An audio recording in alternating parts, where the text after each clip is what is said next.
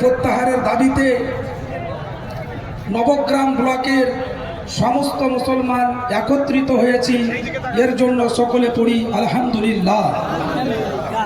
Brother ইসলাম, আমরা সকলে জানি যে 3রা এপ্রিল মাসের 3 তারিখ আমাদের কেন্দ্র সরকার রাত্রি 12টার পরে ভোটাভুটি করে যে ওয়াকফ সংশোধনীয় বিল পাশ করেছে, এটা মুসলমানদের কাছে একটা ঘৃণিত আইন। আপনার নাকি বলছেন?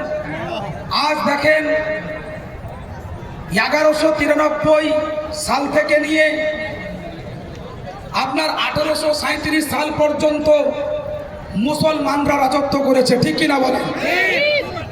প্রায় 700 বছর ধরে মুসলমানরা রাজত্ব করেছেন।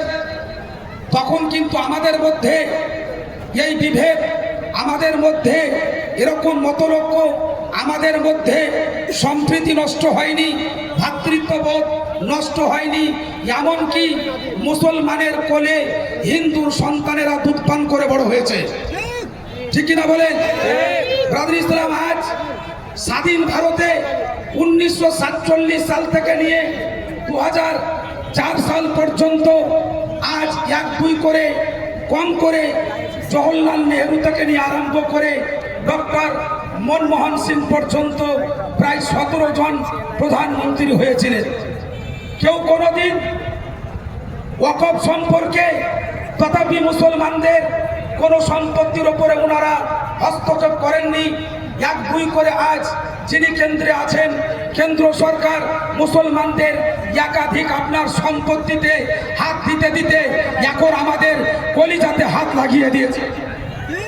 আমরা এই বিল প্রত্যাহারের দাবিতে আমার পূর্ববর্তী বক্তাদের মুখ থেকে শুনলেন, যদি আজকে আমাদের এই ওয়াকফ সংশোধন বিলের প্রত্যাহারের দাবিতে আজ আমাদেরকে ব্লকে নয়, জেলাতে নয়, রাজ্যে নয়, এমনকি কেন্দ্রে গিয়ে দিল্লিতে যদি ধর্ণা দিতে হয়, ধর্ণা দিতে রাজি আছি, ঠিক কিনা বলুন? কি নাই বলুন? আমরা যতদিন পর্যন্ত কেন্দ্র সরকার আমাদের এই ওয়াকফ সম্পত্তির সংশোধনীয় বিল আপনার প্রত্যাহার না করছে, আমরা মুসলমান এক হয়ে, একত্রিত হয়ে, এক ছত্র ছায়াতে এসে আমরা লড়াই করতে রাজি আছি না? আমরা রাজি আছি। তাই সকল মিলে আমাদেরকে এক হতে হবে।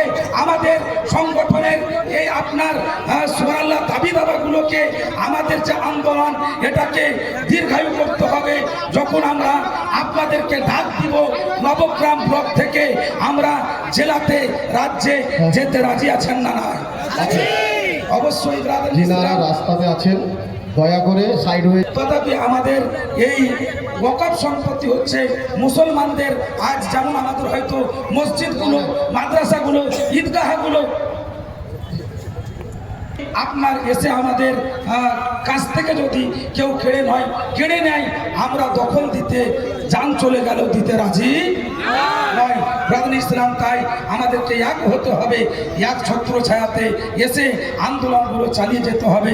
ইনশাআল্লাহ আমরা যেন আন্দোলনগুলো চালাতে চালাতে দিল্লি পর্যন্ত পৌঁছাতে পারি। আল্লাহ যেন তৌফিক দান করেন। আসসালামু আলাইকুম।